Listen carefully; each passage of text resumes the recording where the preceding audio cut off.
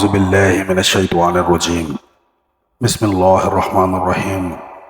حضرت مصعب بن عمیر رضی اللہ تعالی عنہ، ایک دل دہلا دینے والا واقعہ۔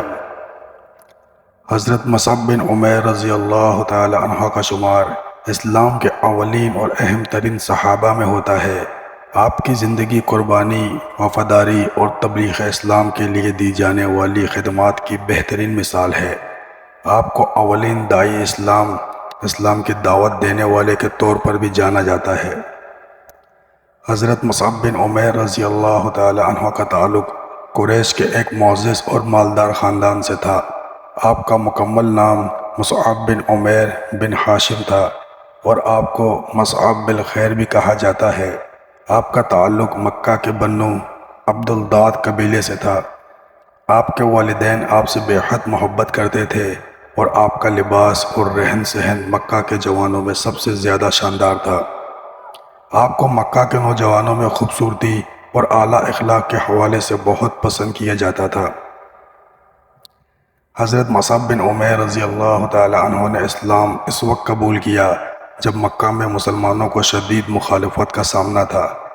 آپ نے نبی صلی اللہ علیہ وسلم کی تعلیمات سن کر اسلام قبول کیا۔ قبول اسلام کے بعد آپ نے اپنی زندگی میں ایک بڑی تبدیلی پیدا کی۔ آپ نے دنیاوی مال و دولت اور راحت کو ترک کر کے اپنی زندگی کو اللہ اور اس کے رسول کی اطاعت میں وقف کر دیا۔ حضرت مصعب بن عمیر رضی اللہ تعالی عنہ کو قبول اسلام کے بعد ان کی والدہ نے سخت ناراضگی ظاہر کی۔ ان کی والدہ ایک با اثر اور دولت مند خاتون تھی اور انہوں نے اپنے بیٹے کو دوبارہ اسلام سے دور کرنے کی کوشش کی۔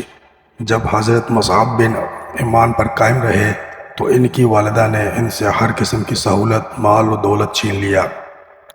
حضرت مصعب نے ان تمام مشکلات کا صبر کے ساتھ مقابلہ کیا اور اپنے ایمان پر ثابت قدم رہے۔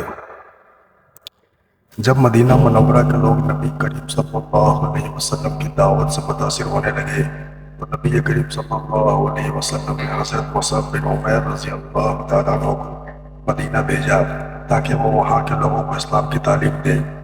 آپ مدینہ کے پہلے سفیر اسلام تھے۔ مدینہ میں حضرت مصعب بن رضی اللہ تعالیٰ عنہ نے اپنی حکمت اور اخلاق سے لوگوں کو اسلام کی طرف مائل کیا۔ آپ کی کوششوں سے بہت سے لوگ اسلام قبول کرنے لگے اور مدینہ میں اسلام کی جڑیں مضبوط ہوئی۔ سن 3 ہجری میں مدینہ کے قریب جنگ احد پیش آئی۔ حضرت مصعب بن عمیر رضی اللہ تعالیٰ عنہ کو اس جنگ میں نبی کریم صلی اللہ علیہ وسلم کا علم بردار مقرر کیا گیا۔ آپ نے اس جنگ میں بہادری کا مظاہرہ کیا۔ جنگ کے دوران جب مسلمان کچھ مشکلات میں پھنس گئے اور افواہیں پھیلی کہ نبی صلی اللہ علیہ وسلم شہید ہو چکے ہیں تو حضرت مصعب بن عمیر نے دشمن کو مغالطے میں ڈالنے کے لیے علم کو بلند رکھا اور نبی کریم صلی اللہ علیہ وسلم کی حفاظت کے لیے اپنی جان قربان کر دی۔ دشمن نے آپ پر شدید حملہ کیا اور آخرکار آپ کو شہید کر دیا گیا۔ آپ کی شہادت کے وقت آپ کا ایک ہاتھ کٹ گیا تھا۔ آپ نے دوسرے ہاتھ سے علم کو تھام لیا اور جب دوسرا ہاتھ بھی کٹ گیا تو آپ نے علم کو اپنی چھاتی سے لگایا اور آخرکار دشمن کے وار سے شہید ہو گئے۔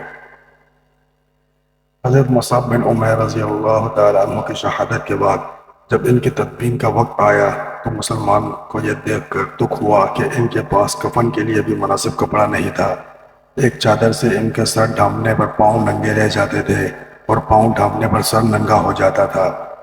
نبی کریم صلی اللہ علیہ وسلم نے حکم دیا سر کو چادر سے ڈھانپ دیا جائے اور پاؤں پر از خیر گھاس ڈال دی جائے۔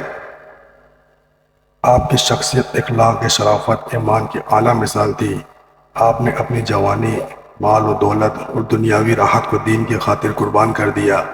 آپ کی کوششوں کی وجہ سے مدینہ میں اسلام پھیل گیا اور آپ کی خدمات کو ہمیشہ کے لیے یاد رکھا جائے گا۔ حوالہ جات